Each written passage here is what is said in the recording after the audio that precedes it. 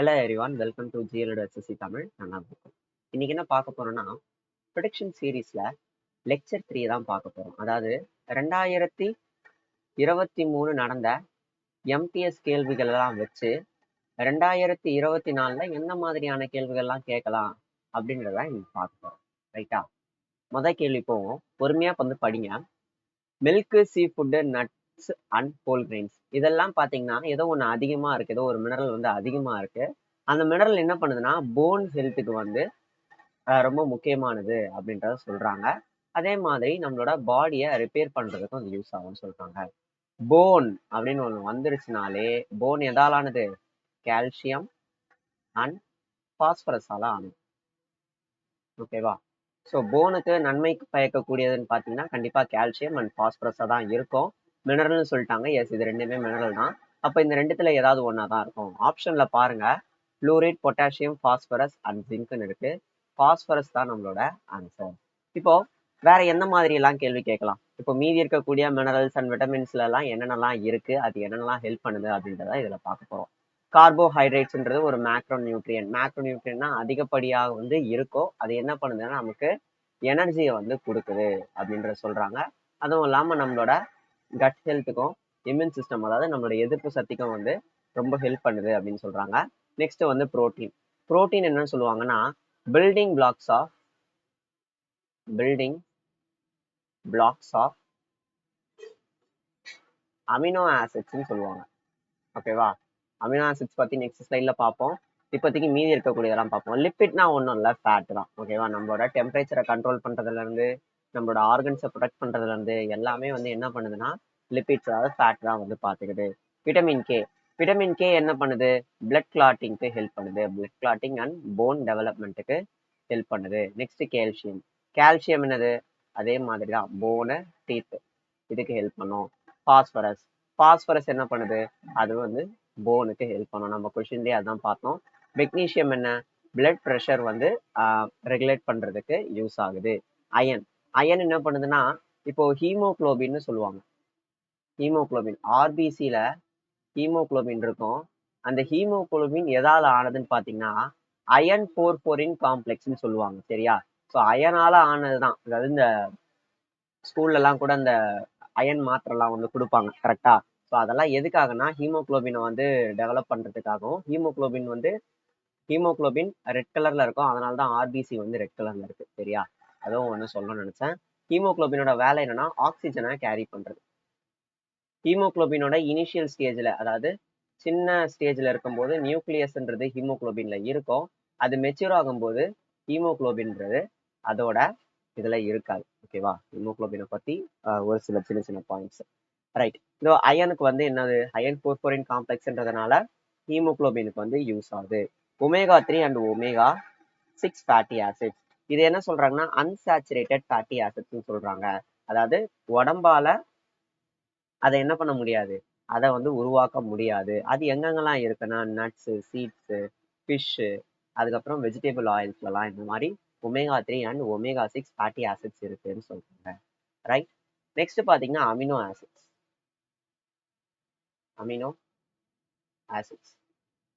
ஆசிட்ஸை பொறுத்த வரைக்கும் பாத்தீங்கன்னா நம்ம பாடியில 20 அமினோ ஆசிட்ஸ்ன்னு இருக்கு. ஓகேவா? 20 அமினோ ஆசிட்ஸுமே படிக்கணுமா அப்படின்னு கேட்டீங்கன்னா கண்டிப்பா கிடையாது. இந்த 20 அமினோ ஆசிட்ஸை நம்ம என்ன பண்ணலாம்னா 2 வகையா பிரிக்கலாம். ஒன்னு எசென்ஷியல், இன்னொன்னு நான் எசென்ஷியல். இந்த எசென்ஷியல்ல பாத்தீங்கன்னா ஒரு 12 இருக்கு. எசென்ஷியல்ல வந்து 8 இருக்கு, நான் எசென்ஷியல்ல 12 இருக்கு. இந்த 8 எசென்ஷியல் அமினோ ஆசிட்ஸை மட்டும் வந்து மெயினா படிச்சுட்டாலே போதும். 12 வந்து தேவையில்லை. அது என்னப்பா எசென்ஷியல், நான் எசென்ஷியல்னா, இந்த நான் எசென்ஷியல் 12 அமினோ ஆசிட்ஸ் இருக்குல்ல, ஆர்ஜினின் இந்த மாதிரி ஆரம்பிக்கும். ஓகேவா? ஸோ இந்த 12 நான் எசென்ஷியல் அமினோ ஆசிட்ஸ்ன்றது நம்மளோட பாடியில தானாவே வந்து என்ன ஆகும்னா சுரந்துடும். நம்ம டெய்லி சாப்பிடக்கூடியது தன்னைத்தானே வந்து இது பண்ணிக்கும். ஆனா இந்த எசென்ஷியல் அமினோ ஆசிட்ஸ் வந்து எக்ஸ்டர்னலா ஒரு ஃபேக்டர் என்ன பண்ணும்னா, ஆக்சுவலா கரெக்டா சொல்லணும்னு பாத்தீங்கன்னா இது ஃபுட்டுனால வராது, தானாவே வந்து உடம்புல வந்து உருவாகும். இது நம்ம சாப்பிடக்கூடிய ஃபுட்டு மூலியமா நமக்கு கிடைக்கக்கூடியதான் இந்த 8 எசென்ஷியல் அமினோ ஆசிட்ஸ். இந்த 8ஆ 9ஆ 10ஆ அப்படின்றது பாத்தீங்கன்னா என்சிஆர்டி புக்ல வந்து பாத்தீங்கன்னா 10ன்னு கொடுத்துருக்காங்க. ஒரு சில சைட்ல வந்து 9ன்னு கொடுத்துருக்காங்க. ஆல்ரெடி ஒரு தடவை எக்ஸாம்ல கேட்டப்போ வந்து இந்த எக்ஸாம்ல இல்ல வேற ஒரு ஸ்டேட் கவர்மெண்ட் எக்ஸாம்ல கேட்கும்போது எத்தனை எசென்ஷியல் அமினோ ஆசிட்ஸ்னு கேட்கும்போது 8 எசென்ஷியல் அமினோ ஆசிட்ஸ் வந்து கொடுத்துருக்காங்க. ஸோ அதனால எத்தனைன்றது மேட்டர் இல்ல, 8ன்றது பேசிக்கா வச்சுக்கோங்க. ரைட்டா? Okay. Phenylalanine, valine, threonine, tryptophan, isoleucine, methionine, leucine, lysine, histidine. இதெல்லாம் தான் பாத்தீங்கன்னா எசென்ஷியல் அமினோ ஆசிட்ஸ். சரி, ஃபெனலனின் என்ன பண்ணுது? நம்மளோட நர்வஸ் சிஸ்டம் ஹெல்த்தியா இருக்கிறதுக்கு, நம்மளோட மெமரியை வந்து பூஸ்ட் பண்றதுக்கு யூஸ் ஆகுது. அப்புறம் மசில் growthக்கு வேலின் யூஸ் ஆகுது. என்னது? மசில் growthக்கு வேலின் யூஸ் ஆகுது. த்ரியோனைன் எதுக்கு யூஸ் ஆகுது? நம்மளோட நோய் எதிர்ப்பு சக்திக்கு வந்து யூஸ் ஆகுது. டிரிப்டோபான் எதுக்கு யூஸ் ஆகுது? B3 விட்டமின் B3க்கும் செரோட்டினுக்கும் வந்து யூஸ் ஆகுது. அதாவது ப்ரொடியூஸ் பண்றதுக்கு.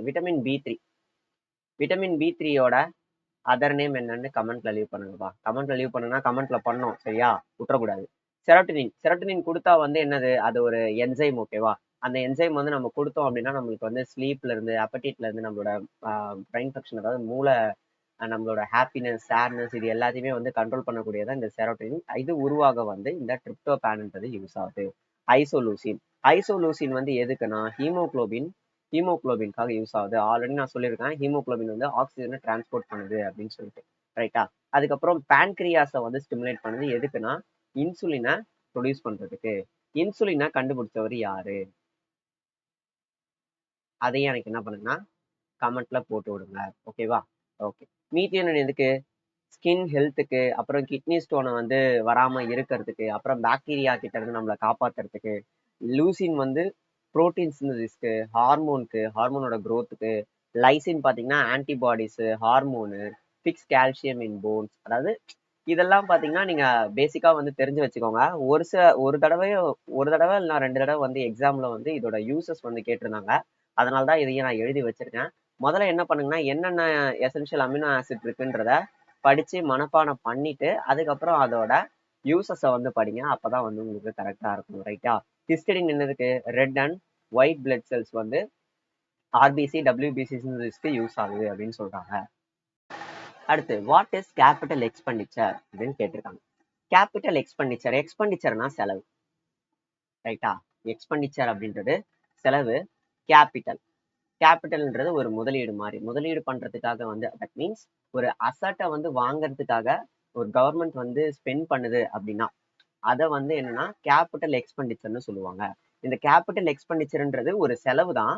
ஆனா வந்து அந்த செலவு பண்றது மூலியமா நமக்கு வந்து ஏதாவது ஒரு பிரிட்ஜ் கட்டுறதோ, ஏதாவது ஒரு ஹெல்த் கேர் இன்ஸ்டிடியூஷன் கட்டுறதோ, லாபம் தரக்கூடிய, அதாவது கவர்மெண்ட்டுக்கு அசட்டா அதுல இருந்து லாபம் தரக்கூடிய ஏதாவது ஒரு விஷயத்த செஞ்சோம் அப்படின்னா அதை நம்ம கேபிட்டல் எக்ஸ்பெண்டிச்சர்னு சொல்றோம். அதுக்காக செலவு பண்ணோம்னா அதை கேபிட்டல் எக்ஸ்பெண்டிச்சர் அப்படின்னு சொல்றோம். சரியா?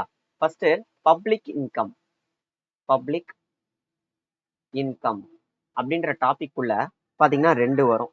என்னன்னா ரெவென்யூ ரிசிப்ட், இன்னொன்னு கேபிட்டல் ரிசிப்ட். ரிசிப்ட்னா ரெவென்யூன்னு வச்சுக்கோங்க.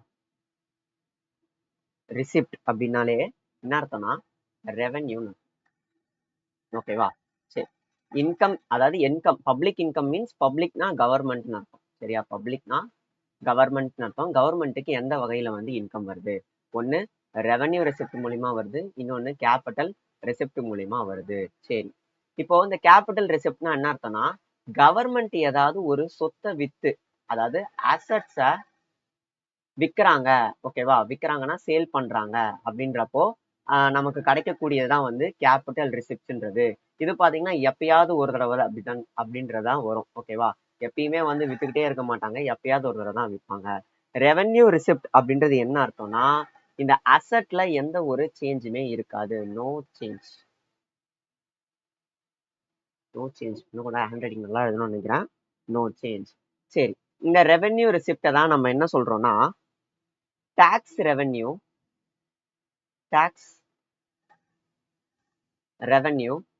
இன்னொன்னு வந்து நான் டாக்ஸ் ரெவென்யூன்னு சொல்றோம். ஓகேவா? ரெவென்யூல டாக்ஸ் ரெவென்யூ இருக்கு, அதே மாதிரி நான் டாக்ஸ் ரெவென்யூ இருக்கு. டாக்ஸ் ரெவென்யூ அதாவது நம்ம டாக்ஸா கட்டுறோம்ல, அது வந்து கவர்மெண்ட்டுக்கு வந்து வருமானம் தானே. அந்த டாக்ஸ் கட்டுறதுல வந்து ஏதாவது சொத்துகள் வந்து கவர்மெண்ட்டுக்கு வந்து போதா? கண்டிப்பா இல்லவே இல்லை. அப்ப டாக்ஸ் ரெவென்யூன்றது ஒரு ரெவென்யூ ரெசிப்ட் தான். டாக்ஸ் ரெவென்யூக்குள்ள என்ன வரும்னா இன்கம் டாக்ஸ் வரும். இன்னொன்னு வந்து இன்கம் டாக்ஸ்லயே வந்து direct tax and indirect tax இந்த ரெண்டுமே வரும். Direct tax and indirect tax. Direct tax அப்படின்றது இன்கம் வச்சு வரக்கூடியது, அது ஓகே. இன்டைரக்ட் டாக்ஸ்ல வந்து பாத்தீங்கன்னா ஜிஎஸ்டி. ஒரு 17 விதமான டாக்ஸை வந்து என்ன பண்றாங்கன்னா கம்பைல் பண்ணி அவங்க என்ன பண்றாங்க ஜிஎஸ்டி அப்படின்றத போடுறாங்க. இது பாத்தீங்கன்னா 101வது அமெண்ட்மெண்ட்ல இந்த ஜிஎஸ்டின்றத போடுறாங்க. 17 இருக்கா, 2017 வந்து இந்த ஜிஎஸ்டியை போடுறாங்க. 1 ஜூலை 2017 வந்து இந்த ஜிஎஸ்டின்ற டாக்ஸை போடுறாங்க. ஓகேவா? நான் டாக்ஸ் அப்படின்னா என்ன அர்த்தம்னா இப்போ வந்து வரியா வந்து எதுவுமே செலுத்திருக்க மாட்டோம். இப்போ பாத்தீங்கன்னா ஒரு கவர்மெண்ட் வந்து ஒரு இன்ஸ்டிடியூஷன் நடத்துது. ரயில்வேவோ ஏதோ ஒரு பப்ளிக் இன்ஸ்டிடியூஷன் ஏதோ நடத்திட்டு இருக்கு, ஏதோ ஒரு இதுவும் நடத்திட்டு இருக்குன்னு வச்சுக்கோங்களேன். இப்போ அதுல இருந்து கவர்மெண்ட்டுக்கு என்ன ஆகும், ஒரு வருமானம் அப்படின்றது வரும். ஓகேவா? அது நம்ம டாக்ஸ்ல இருந்து போவாது. இப்போ எக்ஸாம்பிளுக்கு ஒரு பஸ் யூஸ் பண்றீங்க, ஒரு ட்ரெயின் யூஸ் பண்றீங்க, இந்த மாதிரிலாம் நீங்க யூஸ் பண்ற போது நீங்க காசு கொடுத்து தான் போவீங்க. அந்த காசெல்லாம் எதுல போகுதுன்னா நான் டாக்ஸ் ரெவென்யூக்குள்ள போகுது. சரியா? இதை வந்து என்னதுன்னா இப்போ கமர்ஷியல் ரெவென்யூன்னு சொல்லுவாங்க. கமர்ஷியல் ரெவென்யூ வழியா போவோம். இல்லைன்னா வந்து நம்ம ஃபீஸ் வழியா போவோம். ஃபீஸு, பெனால்ட்டி, இப்போ போலீஸ்லலாம் ஃபைன்லாம் கட்டுவீங்க தெரியுமா? இது எல்லாமே என்னதுன்னா நான் டாக்ஸ் ரெவென்யூக்குள்ள தான் போகும். இப்போ கவர்மெண்ட் ஏதாவது ஒரு ஸ்டாக்ஸ்ல வந்து இன்வெஸ்ட் பண்ணிருக்கு அப்படின்னா அதுல இருந்து வரக்கூடிய டிவிடெண்டும் என்னது நான் டாக்ஸ் ரெவென்யூக்குள்ள தான் போகும். அதாவது டாக்ஸ் இல்லாத எல்லாத்தையுமே வந்து நம்ம என்ன பண்ணிடலாம், நான் டாக்ஸ் ரெவென்யூன்னு சொல்லிடலாம். இதுவே வந்து ஒரு ஃபாரின் கண்ட்ரி நமக்கு வந்து எய்டு தராங்க, ஏதாவது காசு தராங்க அப்படின்னா எய்டு இல்லைன்னா டொனேஷன், இது எல்லாமே என்னதுன்னா நான் டாக்ஸ் ரெவென்யூக்குள்ள தான் போகும். ரைட்டா? கேபிட்டல் ரெசிப்ட்னா என்னன்னு சொல்லிட்டேன், ரெவென்யூ ரெசிப்டுக்குள்ள இவ்வளவு மேட்டர் இருக்குதுன்றத சொல்லிட்டேன். ஓகே, நெக்ஸ்ட் நம்ம பார்க்கக்கூடியது என்னன்னா எக்ஸ்பெண்டிச்சர். பப்ளிக்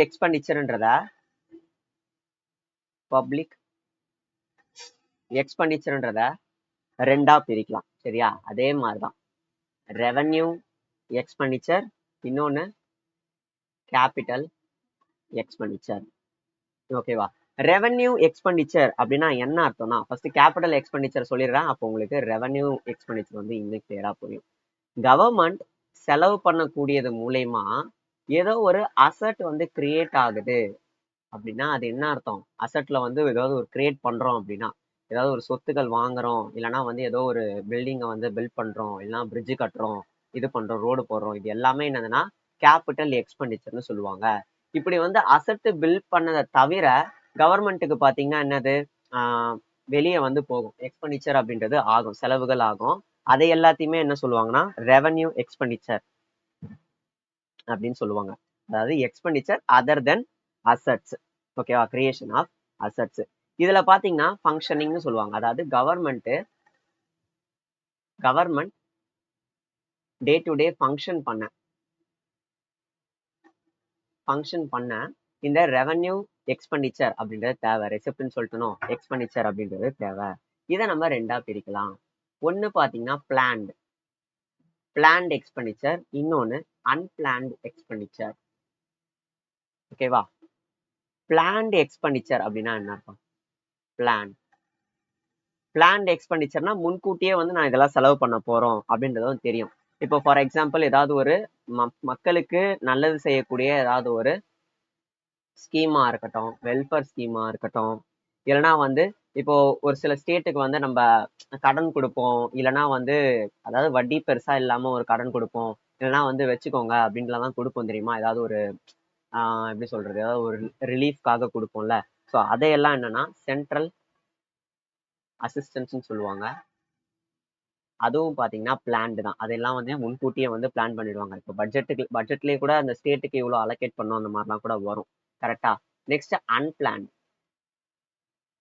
அன்பிளான்ட் எக்ஸ்பெண்டிச்சர் அப்படின்னு வரும்போது இதுல என்னென்னலாம் சேரும் அப்படின்னு பாத்தீங்கன்னா எந்த ஒரு டெவலப்மெண்ட் ஒர்க்குமே இங்க நடக்காது. No development work. ஓகேவா? இங்க பாத்தீங்கன்னா ஏதோ ஒரு ஸ்கீம் டெவலப்மெண்ட்ன்றது இங்க இருக்கு. ஸ்டேட்டுக்கு வந்து நம்ம சும்மா கொடுக்க மாட்டோம். ஏதாவது ஒரு ப்ராஜெக்ட் பண்றதுக்கோ எதுக்கோ ஒரு விஷயம் செய்யறதுக்காக தான் கொடுப்போம். கரெக்டா? இதுவே வந்து நம்ம வேற எங்கேயாவது ஒரு வெளிநாட்டுல இருந்து நம்ம ஏதாவது ஒரு லோன் வாங்கியிருக்கோம்னா அதுக்கு நம்ம இன்ட்ரெஸ்ட் பே பண்ணுவோம்ல, அதுவும் பாத்தீங்கன்னா அன்பிளான்டு எக்ஸ்பெண்டிச்சர்ல தான் வரும். இப்போ டிஃபென்ஸுக்கு வந்து ஏதாவது செலவு பண்ணீங்கன்னா அதுவும் அன்பிளான்டு எக்ஸ்பெண்டிச்சர்ல வரும். இப்போ சேலரி கொடுக்குறீங்க, எம்ப்ளாயிஸ்க்கு சேலரி கொடுக்குன்னா அது, அப்புறம் பென்ஷன், இது எல்லாமே வந்து அன்பிளான்டு எக்ஸ்பெண்டிச்சர்ல தான் வரும். சரியா? இது எல்லாமே ரெவன்யூ எக்ஸ்பெண்டிச்சர்ல இருக்கு. இது எல்லாமே என்னன்னா அன்பிளான்ட் எக்ஸ்பெண்டிச்சர். ரைட்? ஓகே. இதுக்குள்ள இருக்கக்கூடிய ஃபண்ட்ஸ் எல்லாம் எங்க இருந்து எடுப்பாங்கன்னு பாத்தீங்கன்னா கன்சாலிடேட்டட் ஃபண்ட்னு சொல்லுவாங்க. Consolidated funds of India. இங்க இருந்து தான் வந்து தேவைப்படக்கூடிய ஃபண்ட்ஸ் எல்லாத்தையுமே எடுப்பாங்க.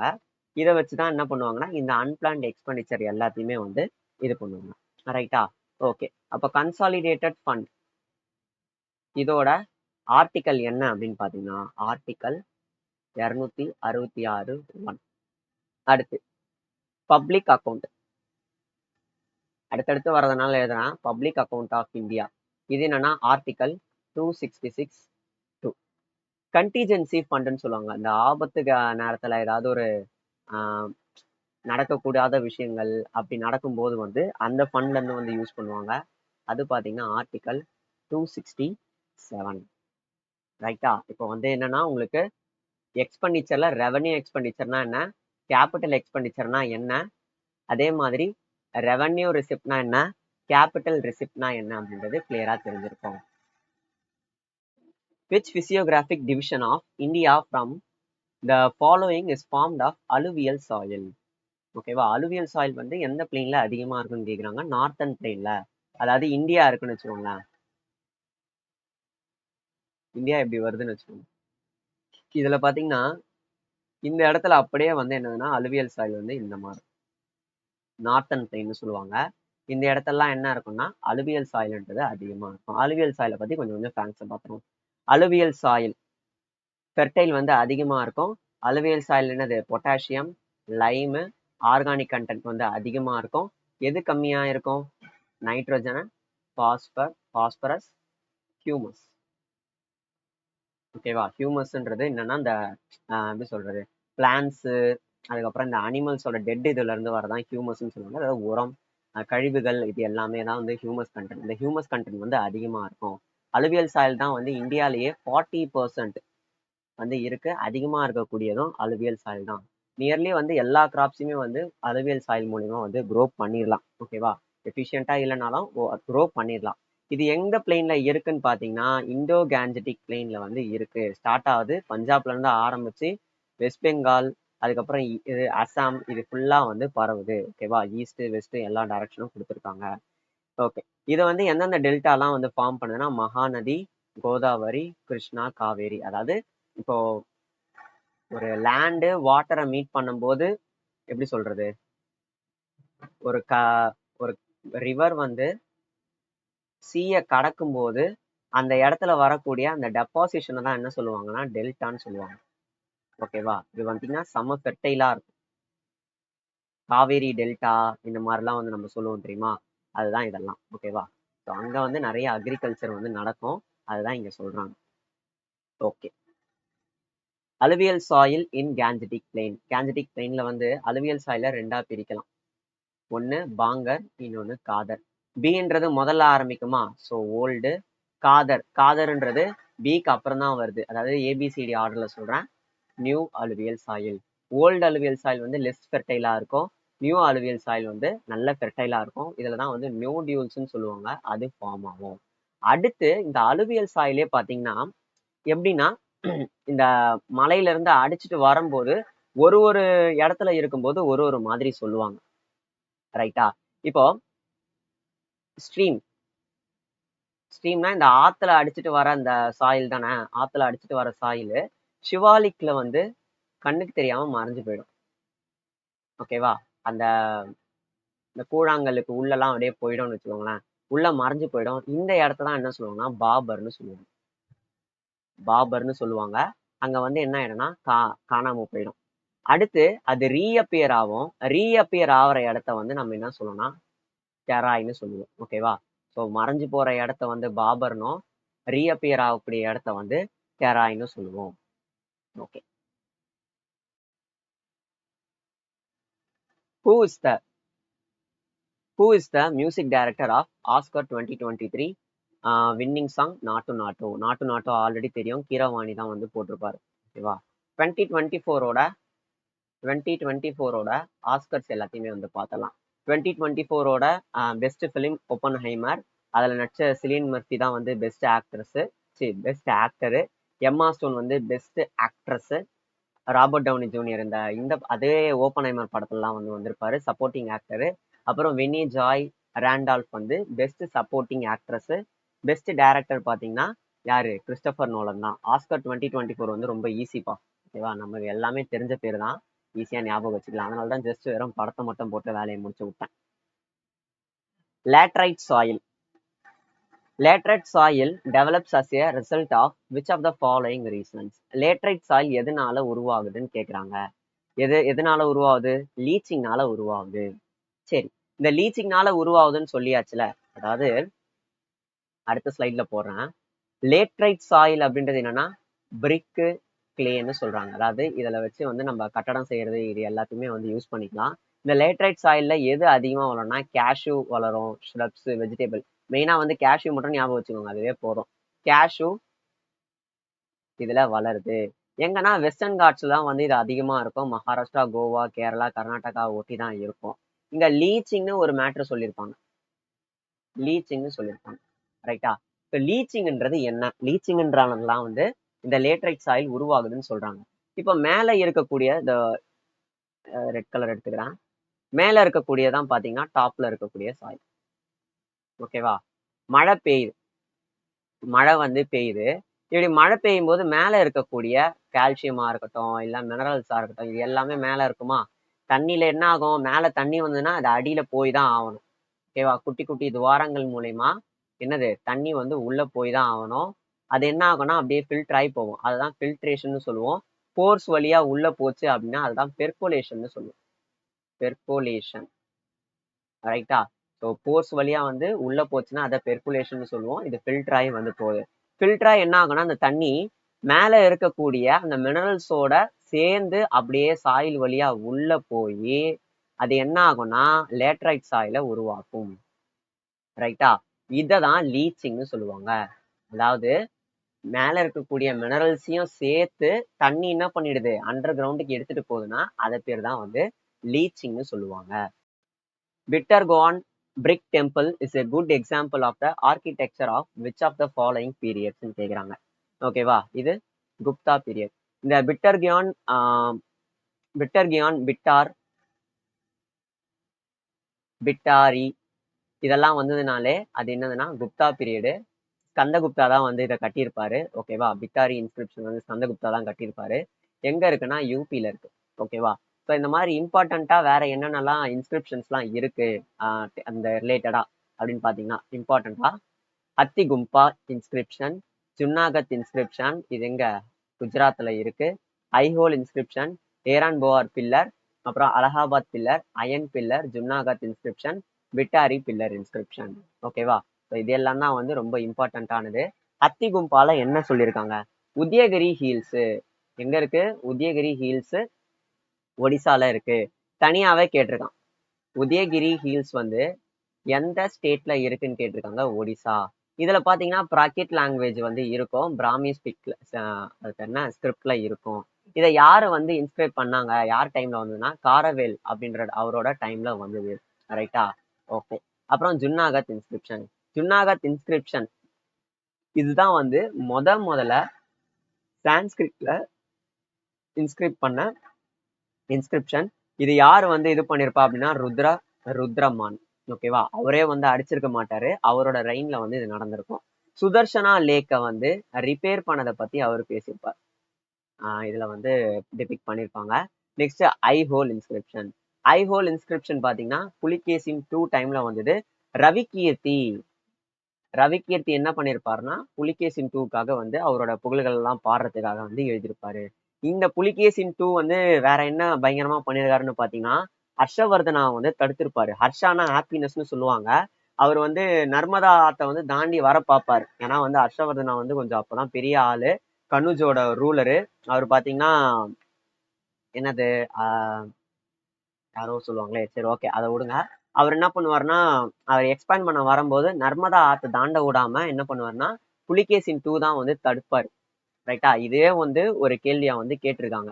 அப்போ வந்து என்ன சொல்லுவாங்க, ஹர்ஷான்றது ஹாப்பினஸ், ஹர்ஷா கிட்ட அவன் ஹாப்பினஸ் வந்து எடுத்துட்டேன் அப்படின்ற மாதிரி புலிகேசின் 2 வந்து சொல்லுவாரு. ஸோ புலிகேசின் 2 ஐ ஹோல் இன்ஸ்கிரிப்ஷன், அப்புறம் ஏன் போர் இன்ஸ்கிரிப்ஷன். இதுல தான் வந்து முதல்ல சட்டி பிராக்டிஸ பத்தி பேசியிருப்பாங்க. பானுகுப்தா டைம்ல வந்தது. Eran boar pillar, Eran boar pillar inscription. Next Allahabad pillar inscription. Allahabad pillar inscription வந்து யார் பண்ணிருப்பா? ஹரிசேனா பண்ணிருப்பாரு. கரெக்டா? ஹரிசேனா. சமுத்திரகுப்தா வந்து அவரை பத்தி எழுதுறாரு. அதே மாதிரி அலகாபாத் பில்லர் இன்ஸ்கிரிப்ஷன்ல பாத்தீங்கன்னா ஒரு 3 கிங்க பத்தி ஆல்ரெடி வந்து எழுதியிருப்பாங்க. Different times. அசோகா, ஜஹாங்கீர், இங்க பாத்தீங்கன்னா சமுத்திரகுப்தா. அதாவது மௌரியா, குப்தா, முகல்ஸ், இந்த 3 பேரோட இதுவும் இருக்கும் அதுல. கரெக்டா? அதே வந்து ஒரு தனியா கேள்வியா கேட்டிருக்காங்க. அடுத்து வந்து 12 கிங்ஸ் ஆஃப் தக்ஷிணாபாதா, ஒரு வார் வந்து நடந்திருக்கும். ஓகேவா? ஸோ அந்த வாரை பத்தியும் வந்து இந்த அலகாபாத் பில்லர் இன்ஸ்கிரிப்ஷன் வந்து சொல்லியிருக்காங்க. அயன் பில்லர் ஆஃப் மேருல்லி எங்க இருக்கு? டெல்லியில இருக்கு. இது யார் டைம்ல வந்திருக்கோம்னா சந்திரகுப்தா 2 டைம்ல வந்திருக்கும். குதுப் மினார் காம்ப்ளெக்ஸ் அண்ட வந்திருக்கும் அப்படின்றத சொல்றாங்க. ஓகே, வேற ஏதாவது இதுல இம்பார்ட்டண்டா இருக்கான்னு பாத்தீங்கன்னா பெருசா ஒண்ணுமே இல்லை. ஓகேவா? அவ்வளவுதான். நெக்ஸ்ட் ஜுன்னாகத் இன்ஸ்கிரிப்ஷன் எங்க இருக்கு? குஜராத்ல இருக்குன்னு சொன்னேன். ஸ்கந்தகுப்தா ரெயின்ல தான் வந்தது. ரைட்டா? நெக்ஸ்ட் பிட்டாரி பில்லர் இன்ஸ்கிரிப்ஷனும் ஸ்கந்தகுப்தா பீரியட்ல தான் வந்தது. இதுல பாத்தீங்கன்னா என்னன்னா the detail of defeats of Pushyamitra Shunga அப்படின்னு ஒருத்தர் இருப்பார் தெரியுமா? அவரோட டிஃபீட்டை வந்து எழுதியிருப்பாங்க அப்படின்னு சொல்றாங்க. ஓகேவா? இது பிட்டாரி வந்து யூபில இருக்கு. கரெக்டா தானே போட்டிருக்கேன்? எஸ், யூபில இருக்கு. What is the name of the mascot of 3rd edition of Khelo India university game? G2 தான் ஆன்சரு. பட் வந்து இது தேவை கிடையாது. நமக்கு தேவை என்னன்னா ரீசெண்டா நடந்த கேலோ இந்தியா யூனிவர்சிட்டி கேம்ஸ் பத்தி தான் தேவை. கரெக்டா? ஆல்ரெடி நான் லெக்சர் ஒன்ல கேலோ இந்தியா கேம்ஸ் பத்தி ஆல்ரெடி நான் சொல்லிட்டேன். ஸோ அகைன் வந்து அதையும் ரிப்பீட் பண்ண விரும்பல. கொஞ்சம் எக்ஸ்ட்ரா ஃபேக்ட்ஸ் மட்டும் இதுல ரிப்பீட் பண்றேன். சரியா? கேலோ இந்தியா யூத் கேம்ஸ் பார்த்தீங்கன்னா 2017 to 18 காலகட்டத்துல இதுல வந்து கொண்டு வந்திருப்பாங்க. எடிஷன் பாருங்க. யூத் கேம்ஸ் பார்த்தீங்கன்னா 2018ல ஆரம்பிச்சிருப்பாங்க. 2020ல வந்து யூனிவர்சிட்டி கேம் ஆரம்பிச்சிருப்பாங்க.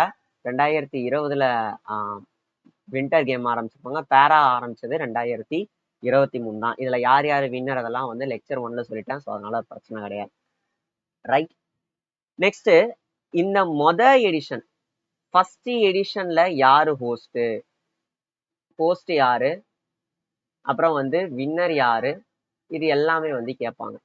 ஓகேவா? ஆல்ரெடி கேட்டிருக்காங்க. அதனால வந்து யார் யாரு என்னென்ன அப்படின்றத பார்ப்போம். முதல்ல நம்ம பார்க்கக்கூடியது கேலோ இந்தியாவோட யூத் கேம் நடந்தது. எடிஷன் வந்து டெல்லியில ஹோஸ்ட் பண்ணியிருக்காங்க. யார் வின் பண்ணியிருக்காங்கன்னு பாருங்க. ஹரியானா வின் பண்ணியிருக்காங்க. ஓகேவா? Next Khelo India university game edition வந்து 2020ல வந்து ஆரம்பிச்சிருக்காங்க. ஓகேவா? ஸோ கலிங்கா இன்ஸ்டியூட் தான் வந்து வின் பண்ணியிருக்காங்க. போஸ்ட் பண்ணியிருக்காங்க. யாரு ஜெயிச்சதுன்னு பார்த்தீங்கன்னா Punjab university. Next Khelo India winter game. இந்த வின்டர் கேமை யார் ஹோஸ்ட் பண்ணது? 2, அதாவது லேல ஒரு தடவை ஹோஸ்ட் பண்ணுவாங்க, குல்மோஹர்ல ஒரு தடவை ஹோஸ்ட் பண்ணுவாங்க. அதாவது பிப்ரவரி மாசம், மார்ச் மாசம். ரைட்டா? ஸோ இதை யாரு ஜெயிச்சாங்க? எடிஷன் பார்த்தீங்கன்னா ஜம்மு அண்ட் காஷ்மீர் ஜெயிச்சாங்க. அடுத்து autobiography of a yogi is the autobiography of dash அப்படின்னு கேட்குறாங்க. ஓகேவா? யோகின்னு இருக்கு. ஸோ யோகா பரமஹம்சா யோகானந்தா. இந்த மாதிரி ஆட்டோபயோகிராஃபின்றத அதிகமா வந்து கேட்குறாங்க. இந்த ஷிஃப்ட்லயே பார்த்தீங்கன்னா 2 ஆட்டோபயோகிராஃபி கேட்டுட்டாங்க. புக்ஸை பத்தி வந்து எம்டிஎஸ்ல வந்து ஒரு சில ஷிஃப்ட்ல பார்த்தீங்கன்னா 2 கேள்வி, 3 கேள்வி, சில நேரம் வந்து ஒரு கேள்வி, இந்த மாதிரி வந்துட்டு இருக்கு. அதனால நம்ம ஆட்டோபயோகிராஃபி புக்ஸ் எல்லாத்தையும் வந்து நம்ம தனியா படிச்சுதான் ஆகணும். இந்த ஸ்லைட்ல நான் கொடுத்துருக்கிறதெல்லாம் பார்த்தீங்கன்னா ரொம்ப இம்பார்ட்டண்டா இருக்கக்கூடிய ஆட்டோபயோகிராஃபிஸ் தான் கொடுத்து வச்சிருக்கேன்.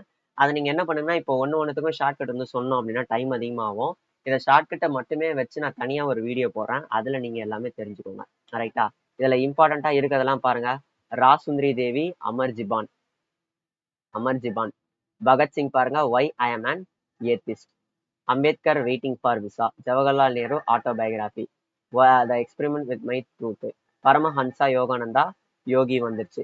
அப்புறம் வந்து ராஜேந்திர பிரசாத் அவரு ஆத்ம கதா.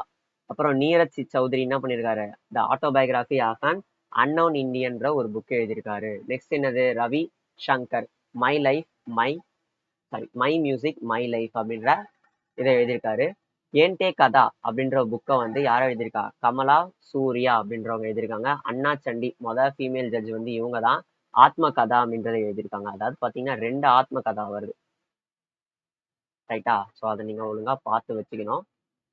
அடுத்து வேற என்ன இருக்கு, Sitaram Goel how I became a Hindu, Satyajit Ray வந்து ஜகோன்சோ சிலாம் அப்படின்ற ஒரு புக் எழுதியிருக்காரு. ஏபிஜே உங்களுக்கே தெரியும், என்னது, விங்ஸ் ஆஃப் ஃபயர், யூஸ்வலா எல்லாருக்குமே தெரிஞ்சதான். Khushwant Singh true love little மேலிஸ்னு வந்தாலே குஷ்வந்த் சிங் எழுதுனதுன்னு போட்டு வச்சிடலாம். ரைட்டா? நெக்ஸ்ட் வேற என்னென்னலாம் இம்பார்ட்டண்டா இருக்கு, எல்கே அத்வானி பாருங்க, my country my life, my music my லைஃப்ன்ட்டு ரவிசங்கரும், மை கண்ட்ரி மை லைஃப்னு அத்வானியும் வந்து எழுதி வச்சிருக்காரு. Abhinav Bindra shot at history, already நம்ம இதெல்லாம் பார்த்துட்டோம். கரெக்டா? Milkha Singh race of my life, Mary Kom unbreakable, Verghese Kurien என்ன பண்ணியிருக்காரு, the man who made elephant dance அப்படின்னு போட்டிருக்காரு. Yuvraj test of my life. Next வேற என்ன இருக்கு, Sachin Tendulkar playing it my way. Tick பண்ணது இது எல்லாமே வந்து ரொம்ப இம்பார்ட்டன்ட்டு. ஆனா வந்து நீங்க என்ன பண்ணணும், இது எல்லாத்தையுமே நீங்க படிச்சு வச்சுக்கணும். பிடிஎஃப் வந்து அவைலபிளா தான் இருக்கும். ஸோ அதனால நீங்க பிரச்சனை இல்லை, நீங்க பிடிஎஃப் டவுன்லோட் பண்ணிட்டு படிச்சுக்கலாம். Right? Paika dance of Jharkhand is usually performed by the dash tribe, welcome special honoured guest or during religious procession, Shobha யாத்ரான்னு சொல்றாங்க. பைகா டான்ஸ் அப்படின்றது ஜார்க்கண்ட்ல எந்த ட்ரைப் வந்து கொண்டாடுறாங்க அப்படின்றத கேட்குறாங்க. ரைட்டா? இப்போ நம்ம ஜார்க்கண்டை பத்தின ஃபுல் டீட்டெயில்ஸையும் பார்க்க போறோம். ஜார்க்கண்ட் பீகார்ல இருந்து 2000வது ஆண்டுல வந்து என்ன பண்ணிருப்பாங்க, ஜார்க்கண்டை பிரிச்சு எடுத்திருப்பாங்க. ஜார்க்கண்டோட மேஜர் ட்ரைப்ஸ் யாரு, Santhals, Orion, முண்டாஸ், கரியாஸ், ones, சேரோஸ். Baiga dance யார் ஆடுவாங்க, முண்டா கம்யூனிட்டி ஆடுவாங்க. முதல் கேள்விக்கு ஆன்சர் வந்துருச்சு, முதல்ல வந்து ஆன்சர் வந்துச்சு. அப்புறம் ஹுண்டா டான்ஸ் என்னதுன்னா, இப்போ ஒரு எப்படி சொல்றது, ஒரு ஹண்ட்டுக்கு போகும்போது அது நம்ம என்னென்னலாம் ப்ரிப்பேர் பண்ணோம் அப்படின்னு சொல்ற மாதிரியான டான்ஸ் தான் இந்த ஹுண்டா டான்ஸ். இது பாத்தீங்கன்னா சந்தால்ஸ் வந்து ஆடுவாங்க. நெக்ஸ்ட் முண்டாரி டான்ஸ் யார் ஆடுவாங்கன்னா, முண்டாரிஸ் வந்து ஆடுவாங்க, முண்டாஸ் ட்ரைப்ஸ் வந்து ஆடுவாங்க. புதுசா வந்து கல்யாணம் ஆனவங்களை வந்து செலிப்ரேட் பண்றதுக்காக இந்த டான்ஸை வந்து ஆடுவாங்க. இந்த டான்ஸ்ல வந்து குட்டி குட்டி ஸ்டெப்பு தான் இருக்கும், என்னன்னா முன்ன பின்ன போற மாதிரியான ஸ்டெப்பு தான் இருக்கும். அடுத்து Baro dance. the richness and Baro dance and remarkable Oraon community. பாரோ டான்ஸ்ன்றது யார் ஆடுறாங்கன்னா, ஓரியன் கம்யூனிட்டி தான் ஆடுறாங்க. இது அசாரிபேக் கூம்லா ஏரியால வந்து பரவலா வந்து ஆடுறாங்க. நெக்ஸ்ட் ஜிடியா காரமும் வந்து ஓரன்ஸ் தான் ஆடுறாங்க. கதம் ட்ரீயை வந்து வழிபடுவாங்க. அது பார்த்தீங்கன்னா அவங்களோட டைட்டியா, அதாவது குலசாமியா வந்து அவங்க நினைக்கிறாங்க. கதம் ட்ரீயை வந்து கொண்டாடுற விதமா வந்து இந்த ஜீத்தியா காரம் அப்படின்ற டான்ஸா ஆடுவாங்க. ஜேனனா ஜுமார், இது பார்த்தீங்கன்னா சந்தால் அண்ட் நாக்பூரி கம்யூனிட்டிஸ் வந்து சேர்ந்து ஆடுவாங்க. இது எந்த டைம்லனா கல்டிவேஷன் டைம்ல வந்து ஆடுவாங்க, கல்டிவேஷன் டைம்ல. நெக்ஸ்ட் ஜுமார்லயே 2 ஜுமார் இருக்கு, ஓகேவா, அது நீங்க பாத்துக்கலாம், ஒன்றும் பிரச்சனை இல்லை. அடுத்து ஜித்திகா தங்கா, அதுக்கப்புறம் வந்து லஹாஷுயா. ஜித்திகா தங்கா தனி, லஹாஷுவா தனி, ஓகேவா. லஹாஷுயா டான்ஸ் வந்து என்னதுன்னா, மடோல் பீட்டுக்கு வந்து ஆடுவாங்க. எனக்கு மழை வரணும் அப்படின்ற மழையை வந்து வேண்டி, ஒரே வந்து பஞ்சமா இருக்கு, மழை பெய்யணும் அப்படின்னு சொல்லி லஹாசுயா டான்ஸை வந்து ஆடுவாங்க. நெக்ஸ்ட் வந்து டோம் கட்ச் வந்து சோட்டா நாக்பூர் ரீஜன்ல வந்து பரவலா வந்து ஆடிட்டு இருக்காங்க. இது என்னன்னா செரிமோனியல் டான்ஸ்னு சொல்றாங்க, ஓகேவா. அதாவது எப்படி சொல்றது, பொண்ணு வந்து வீட்டை விட்டு போகும்போது ஃபெஸ்டிவல் மாதிரி நடக்கும் போல, அங்க அந்த டான்ஸ் வந்து ஆடுவாங்க. ரைட்டா? Okay. men have left with their புரியுங்க, ரொம்ப டீட்டெயிலா தேவை கிடையாது. அப்புறம் கோரா நாச் வந்து வெட்டிங் செரமனில வந்து ஆடுவாங்க. ஹார்ஸ் பெப்பட் வந்து யூஸ் பண்ணுவாங்க. ரைட்? சேராய் கெல்லா சாவுலயே பாத்தீங்கன்னா ஒரு 3 சாவு டான்ஸ் இருக்கு. 3 சாவுல வந்து இது ஒரு சேரா சேராய் கெல்லா சாவு அப்படின்றது இது ஒரு இதுவான இது. ஓகேவா? அவ்வளோதாங்க. My country my life, L K Advani நம்ம ஆல்ரெடி பார்த்துட்டோம். As per Sensex 2011 negative population growth rate வந்து எங்க இருக்கு? நாகாலாந்துல இருக்கு. சென்செக்ஸ் 2011 வந்து தனியா ஒரு வீடியோ ஆல்ரெடி டெடிகேட்டடா போட்டுட்டேன். அந்த வீடியோவோட லிங்கை டிஸ்கிரிப்ஷன்ல போட்டு வைக்கிறேன். அதை நீங்க வந்து மறக்காம பாருங்க. ஓகேவா? அகைன் அதை ரிப்பீட் பண்ண விரும்பல. Who was the political guru of சுபாஷ் சந்திர போஸ்ன்னு கேக்குறாங்க. சரியா? யாரு வந்து சுபாஷ் சந்திர போஸோட பொலிட்டிக்கல் குரு? சிஆர் தாஸ் தானே. சிஆர் தாஸ் என்ன பண்ணிருப்பாரு? சிஆர் தாஸும் மோட்டி மாமா மோட்டிலால் நேருவும் ரெண்டு பேருமே சேர்ந்து என்ன பண்ணிருப்பாங்க? ஸ்வராஜ் பார்ட்டின்றது ஆரம்பிச்சிருப்பாங்க 1923ல. சிஆர் தாஸ் தான் வந்து ஃபவுண்டரு, அவர் தான் வந்து ஹெட்டு. மோட்டிலால் நேரு வந்து செக்ரட்டரி. ஓகேவா? செக்ரட்டரி. நெக்ஸ்ட் கொஞ்சம் வந்து யாராவது சுபாஷ் சந்திர போஸை பத்தி கொஞ்சம் பார்த்துருவோம். சுபாஷ் சந்திர போஸ் என்ன பண்ணுவாங்க? நேதாஜின்னு கூப்பிடுவாங்க. அவர் வந்து என்ன பண்ணிருக்காரு? சிஆர் தாஸ் தான் பொலிட்டிக்கல் குருவா வந்து ஏத்திருக்காரு. ஹரிபுரா காங்கிரஸ் செஷனை வந்து அவர் லீட் பண்ணிருப்பாரு 1938ல. 1939ல வந்து அவர் வந்திருப்பாரு. அதுக்கப்புறம் வந்து பிரச்சனை ஆயிட்டு இருக்கும். ஓகேவா? ஸோ ரீஎலெக்ட் பண்ணும்போது திரிபுரி செஷன்ல தான் வந்து கொஞ்சம் சண்டையாயிட்டு இருக்கும். அதுக்கப்புறம் அவர் நாட்டை விட்டு போற மாதிரியான சூழ்நிலை வரும். 1941ல அது நடக்கும். ஓகேவா? 1937ல என்ன நடந்திருக்கும்னா 50th ஐஎன்சி செஷனு. இதை வந்து லீட் பண்ணது யாருன்னா ஜவஹர்லால் நேரு. ஓகேவா? ஜவஹர்லால் நேரு. ஸ்பெஷாலிட்டி என்ன அப்படின்னா இது பைஸ்பூர்ன்ற ஒரு இடத்துல நடந்திருக்கு. இதுதான் வந்து காங்கிரஸ் செஷன் முதல்ல ஒரு ரூரல் ஏரியா, அதாவது கிராமப்புற பகுதியில வந்து நடந்த ஒரு செஷன்றது இதுதான். ஓகேவா? அதுக்கப்புறம் என்ன பண்ணிருப்பாரு? இவரு ஃபார்வர்ட் பிளாக்ன்றத ஆரம்பிச்சிருப்பாரு 1939லயே. நெக்ஸ்ட் 1941ல டிசப்பியர் ஆயிருப்பாரு. 1943ல அவரு ஆசாத் ஹிந்து ஃபஜ் அப்படின்ட்டு ராஷ் பிஹாரி போஸோட சேர்ந்து ஆரம்பிச்சிருப்பாரு. அதுக்கப்புறம் என்னது? பிரிசனர்ஸை வச்சு அவர் வந்து வார் போடலாம் அப்படின்ற மாதிரி பார்த்திருப்பாரு. 1944ல அவரு மகாத்மா காந்திய ஃபாதர் ஆஃப் நேஷன் சொல்லியிருப்பார். இதே 1944ல தான் சரோஜினி நாயுடுவும் சொல்லியிருப்பாங்க. ஓகேவா? உங்களுக்கு வந்து ஆப்ஷன்ல எது இருக்குன்னு பாருங்க. போஸ் இருந்ததுன்னா போஸ் போடுங்க, சரோஜினி நாயுடு இருந்தா சரோஜினி நாயுடு போடுங்க. இதுவே ரெண்டுமே ஆப்ஷன்ல இருந்ததுன்னா போஸை வந்து முதல்ல போடுங்க. ரைட்டா? Okay. Next national award for classical dance is called அப்படின்னு கேக்குறாங்க. என்னது? அபிநந்தன் சரோஜா அவார்டு. இந்த அபிநந்தன் சரோஜா அவார்டு வந்து இப்போ ரீசெண்டா யாருன்னா 2021ல அப்பர்ணா சதீசன்றவங்க வாங்கினாங்க. அப்பர்ணா சதீசன். ஏன் இன்னைக்கு ரொம்ப ஹேண்ட் ரைட்டிங் மோசமா இருக்குன்றது. அப்பர்ணா சதீசன்றவங்க வாங்கினாங்க. இவங்க பாத்தீங்கன்னா என்ன டான்ஸ்னா குச்சிப்புடி டான்ஸ் வந்து ரிலேட்டட் ஆகும். குச்சிப்புடி. ரைட்டா? இப்போ வந்து நம்ம கவர்மெண்டோட அவார்ட்ஸ் அது எஸ்டாப்ளிஷ் ஆன இயர், அதை மட்டும் நம்ம இப்போ பார்க்க போறோம். ரைட்டா? பாரத் ரத்னா 1954ல வந்து எஸ்டாப்ளிஷ் பண்ணிருப்பாங்க. இந்த 1954ல தான் சாகித்ய அகாடமி அவார்ட், சாகித்ய அகாடமி, ஐயோ ஸ்பெல்லிங் மோசமா இருக்கு, அகாடமி அவார்டு வந்து கொடுத்துருப்பாங்க. நேஷனல் அவார்டும் வந்து நான் அந்த ஃபிலிம்க்கெல்லாம் கொடுப்பாங்க தெரியுமா, நேஷனல் அவார்ட், இதுவும் இந்த 1954ல கொடுத்துருப்பாங்க. Next Filmfare award,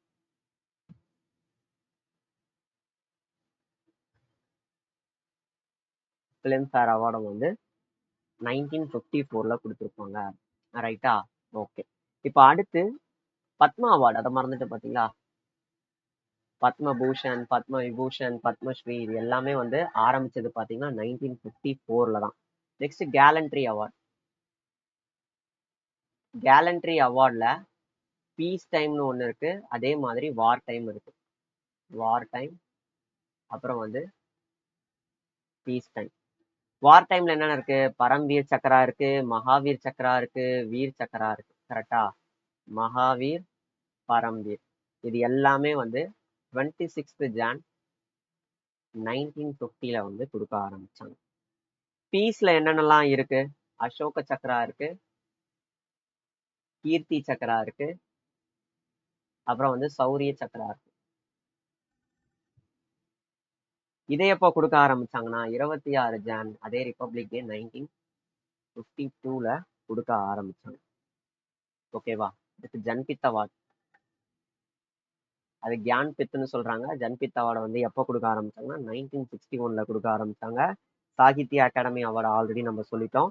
Saraswati Samman, Saraswati Samman Birla foundation கொடுக்குற அவார்டு தானே 1991.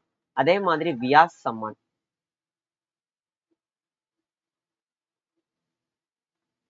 இதுவும் பாத்தீங்கன்னா 1991ல தான் கொடுக்க ஆரம்பிச்சிருப்பாங்க.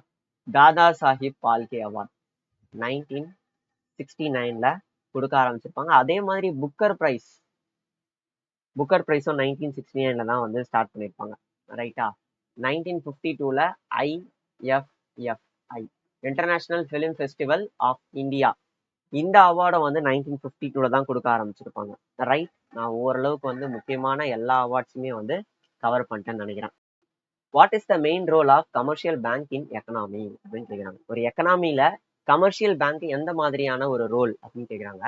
இப்போ நம்ம நம்ம ஏதாவது ஒரு விஷயம் வந்து செய்யறோம், ஒரு டெவலப்மெண்ட் பண்றோம் அப்படின்னா வந்து நம்ம என்ன பண்ணுவோம்? வாழ்க்கையில முன்னேறணும் அப்படின்னா கண்டிப்பா வந்து ஒரு கடை போடுறதோ ஆர் ஏதோ ஒரு பிசினஸ் ஆரம்பிக்கிறதோ ஏதோ ஒண்ணு பண்ணுவோம். கரெக்டா? அதுக்கு நம்ம என்ன பண்ணுவோம்? நம்ம கிட்ட கொஞ்சம் காசு இருக்கும், இருந்தாலும் நம்ம என்ன பண்ணுவோம்? கமர்ஷியல் பேங்க்ஸ்ல போயிட்டு லோனுன்றத வாங்குவோம். ஸோ அப்படி லோன் வாங்குறதுனால என்ன ஆகுது? நம்மள பில்ட் பண்ணிக்க முடியுது. கரெக்டா? ஸோ டெவலப்மெண்ட் அப்படின்றது இங்க நடக்குது. ஸோ இந்த எக்கனாமின்றது இப்போ டெவலப்மெண்ட்ன்றது நமக்கு நடந்ததுன்னா என்ன அர்த்தம்? நம்ம கையில நிறைய காசு வர ஆரம்பிச்சதுன்னா நம்ம வந்து நிறைய டாக்ஸ் வந்து கட்டுவோம். ஸோ அப்போ கவர்மெண்ட்டும் நிறைய வந்து க்ரோத் ஆகியிருக்கும், நிறைய டெவலப்மெண்ட்ன்றது அங்கேயே நடந்திருக்கும். கரெக்டா? ஸோ அப்போ எக்கனாமியோட க்ரோத்துக்கும் டெவலப்மெண்ட்டுக்கும் தான் இந்த கமர்ஷியல் பேங்க்ன்றது இருக்கு. ரைட்டா? மீதி எல்லாம் இந்த கண்ட்ரோலிங் இன்ஃப்ளேஷன் அது எல்லாமே அந்த ஆர்பிஐ பார்த்துக்கும். இங்க கமர்ஷியல் பேங்க்ன்றது எக்கனாமிக் க்ரோத்துக்கும் டெவலப்மெண்ட்டுக்கும் மட்டும்தான் இருக்கு. அடுத்து Gaur Muria, a dance form of dash state அப்படின்னு கேட்குறாங்க. ரைட்டா? Joy and invocation. Okay, men and women participate பண்ணுவாங்க, இதெல்லாம் கொடுத்துருக்காங்க. நம்ம என்ன பண்ணிக்கலாம்? சத்தீஸ்கர் தான் ஆன்சர்ப்பா. சத்தீஸ்கர்ல என்னென்ன டான்ஸ்லாம் வந்து ஆடுறாங்க? தாண்டவாணி, ரவுட்நாச், பந்தி, கெடி, கௌர்மரியா, சைலா, இந்த டான்ஸ் எல்லாமே வந்து ஆடுறாங்க. தாண்டவாணி பார்த்தீங்கன்னா மகாபாரதா ஸ்டோரியை வந்து டெபிக் பண்ணி அதை நரேட் பண்ணி சொல்லக்கூடிய ஆடக்கூடிய டான்ஸ் தான் வந்து இந்த தாண்டவாணின்றது. ரவுட் நாச்சா பார்த்தீங்கன்னா கவு பாய்ஸ், யாதவா கவு பாய்ஸ் வந்து ஆடுவாங்க. பந்தி பார்த்தீங்கன்னா சத்னாமி கம்யூனிட்டி வந்து ஆடுறாங்க. நெக்ஸ்ட் கெடி, கெடி வந்து கோண்டு பீப்புள் அவங்க ஆடுறாங்க. கௌர்மரியா வந்து என்னது? பாஸ்டர் பீப்புளா சத்தீஸ்கர் வந்து மேரேஜ் டைம்ல ஆடுறாங்கன்னு சொல்றாங்க. நெக்ஸ்ட் சைலா, சைலா வந்து என்னது? ரீப்பிங் சீசன், அதாவது ஹார்வெஸ்டிங் சீசன் தான் ரீப்பிங் சீசன் கொடுத்துருக்காங்க. ஹார்வெஸ்டிங் சீசன் அப்போ வந்து ஆடுவாங்கன்னு சொல்றாங்க. ஹார்வெஸ்டிங் சீசன் முடிஞ்சதுக்கு அப்புறம் சைலா டான்ஸ்ன்றத ஆடுவாங்க. Born on dash Mohandas Karamchand Gandhi, whose birthday is celebrated as Gandhi Jayanti, successfully led India's non-violence movement against the British அப்படின்னு கேட்குறாங்க. ரைட்டா? காந்திஜி எப்போ பிறந்தாரு? அக்டோபர் 2ன்றது தெரியும். ஸோ அதை கொடுத்துருக்காங்க. 1869ல தான் வந்து பிறந்தாங்க. நம்ம வீடியோ வந்து ஸ்டார்டிங்ல இருந்து பார்க்குறவங்களுக்கு வந்து தெரியும். காந்தியோட பர்த்டே வந்து எப்படி எனக்கு ஞாபகம் வந்ததுன்னா, இதெல்லாம் எப்படி படிப்பான், யார் படிப்பான்னு சொல்லி சொல்லி ரிப்பீட் பண்ணியே நான் அதை உட்காந்து படிச்சுட்டேன். அதுதான் வந்து இந்த இந்த இயரை வந்து படிக்கக்கூடியதுக்கான ஒரு காரணம். காந்தியை பத்தி கொஞ்சம் கொஞ்சம் ஃபேக்ட்ஸ் பார்த்துடலாமா? காந்தி, மகாத்மா காந்தி, இவர் எங்க பிறந்தாரு? குஜராத்ல போர்பந்தர்ல பிறந்தாரு. ரைட்டா? என் ஷிப்ட்ல வந்து இந்த கேள்விலாம் கேட்டாங்க. எப்ப பிறந்தாரு? 1969 அக்டோபர் 2 வந்து பிறந்தாரு. அந்த டேட்டை தான் நம்ம என்ன சொல்லுவோம்? நான் வயலன்ஸ் டே அப்படின்னு சொல்லுவோம். 1915ல அவர் என்ன பண்ணிருப்பாரு? இந்தியாவுக்கு வந்திருப்பாரு. எந்த டேட்னு கரெக்டா சொல்லணும் அப்படின்னா ஜனவரி 9 1915. ஏன்னா ஜனவரி 1 தான் சொல்லுவாங்க என்ஆர்ஐ டே அப்படின்னு சொல்லுவாங்க. இது என்ஆர்ஐ டே, பிரவசிய பாரதிய திவாஸ் அப்படின்னு சொல்லுவாங்க ஹிந்தில. இது பாத்தீங்கன்னா என்ஆர்ஐ டேவா கொண்டாடுறாங்க. அடுத்து நேட்டல் இந்தியன் காங்கிரஸ்.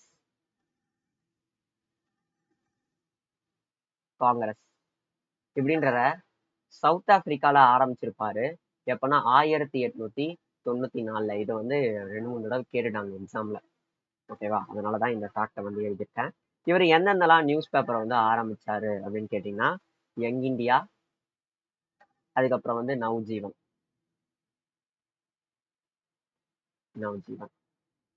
அடுத்து இவர் ஆப்பிரிக்கால வந்து ஒரு நியூஸ் பேப்பர் ஆரம்பிச்சிருப்பாரு. அதுதான் வந்து இந்தியன் ஒப்பீனியன் சொல்லுவாங்க. Indian opinion. ஓகேவா, 1903 வந்து இதை ஆரம்பிச்சிருப்பார். ரைட். இவரோட சத்தியாகிரகான்னு பாத்தீங்கன்னா 1917 சம்பாரன் சத்தியாகிரகான்னு சொல்லுவாங்க. சம்பரான் சத்தியாகிரகா பீகார்ல தான் நடந்திருக்கும்.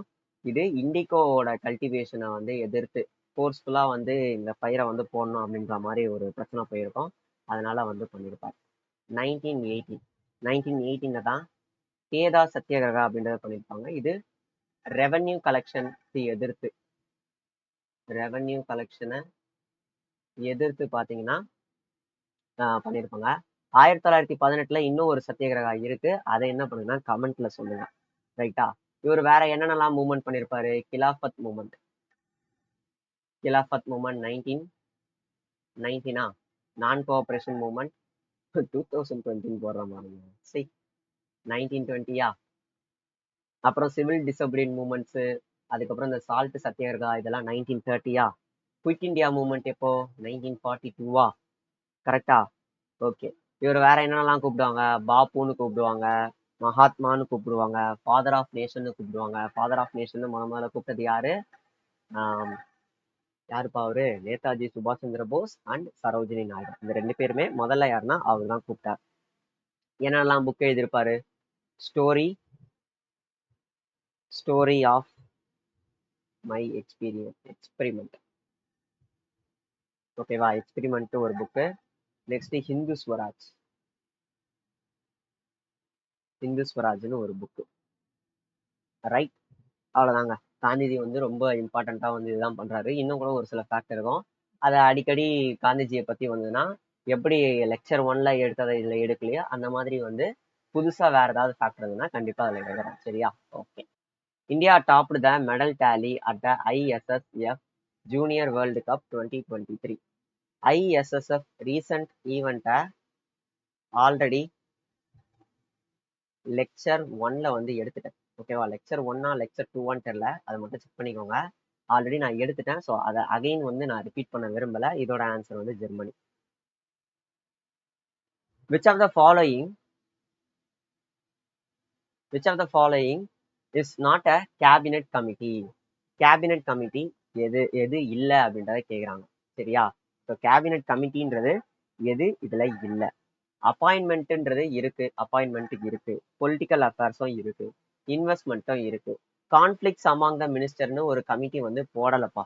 ஓகேவா? இந்த பொலிட்டிக்கல் அஃபேர்ஸ் இருக்குல்ல, இதுதான் வந்து என்ன சொல்றாங்கன்னா சூப்பர் கேபினட்னு சொல்றாங்க. இந்த கமிட்டியை வந்து சூப்பர் கேபினட் அப்படின்னு சொல்றாங்க. ரைட்டா? Okay. Who established Bharatiya Vidya Bhavan to promote education and culture? யாரு வந்து பாரதிய வித்யா பவனை வந்து ஸ்டார்ட் பண்ணாங்க அப்படின்னு கேட்குறாங்க. யாரு? KM முன்ஷி தான். KM முன்ஷி எங்க இருக்கு? கனியாலால் மணி, அதை இந்த மாதிரி சொல்லி கன்ஃபியூஸ் பண்ணுவாங்க. KM முன்ஷி தான் நம்மளோட ஆன்சர். அதுக்கப்புறம் ஒரு சில மூமெண்ட்ஸ், இன்ஸ்டிடியூஷன்ஸ்லாம் வந்து ஸ்டார்ட் பண்ணியிருக்காங்க. அதை வந்து நான் இங்கே கொடுத்து வச்சிருக்கேன். அப்படியே ஒன்றா குட்டியா வந்து பார்த்துடலாம். ரைட்டா? முடிஞ்ச வரைக்கும் ஷார்ட்கட் வந்து இதுல பெருசா எனக்கு தெரியாது.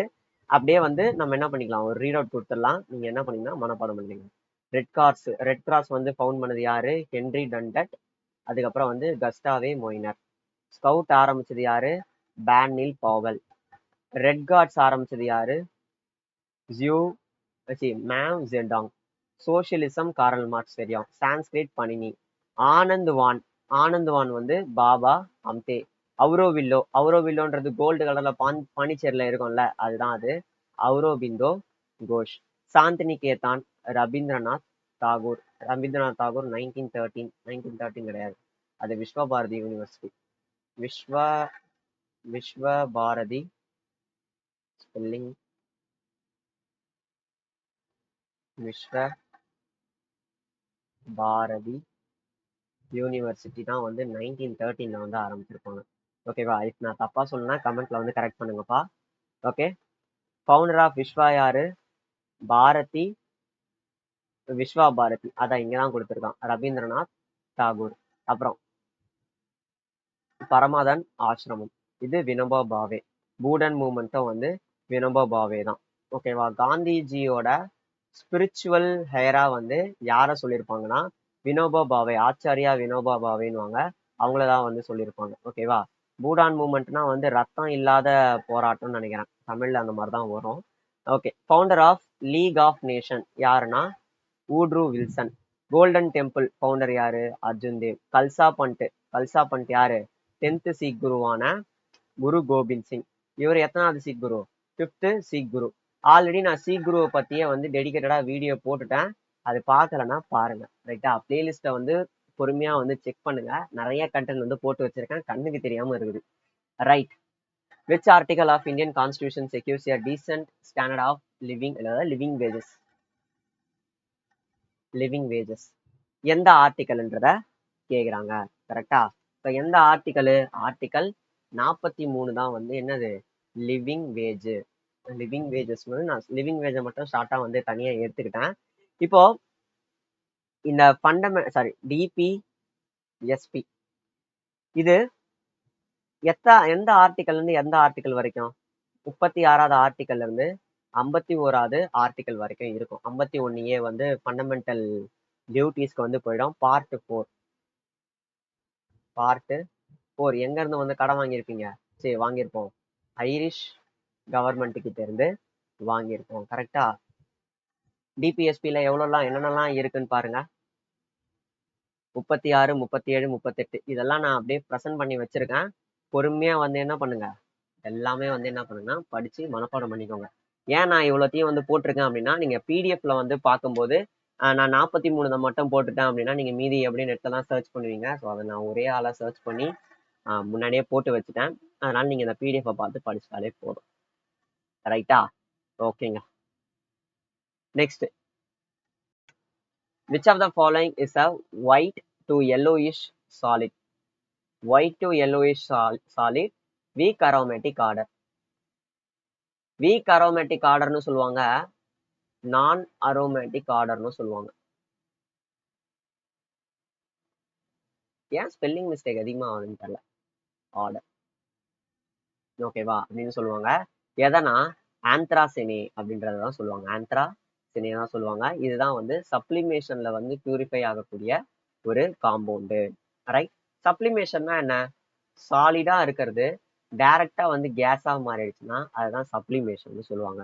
Naphthalene balls, iodine, ammonium chloride, camphor, அதுக்கப்புறம் carbon dioxide, dry ice தான் வந்து கார்பன் டை ஆக்சைடுன்னு சொல்லியிருக்காங்க. கார்பன் டை ஆக்சைடு இது எல்லாமே வந்து என்னதுன்னா சப்ளிமேஷன் ப்ராப்பர்ட்டியை எக்ஸிபிட் பண்ணும். டிஎன்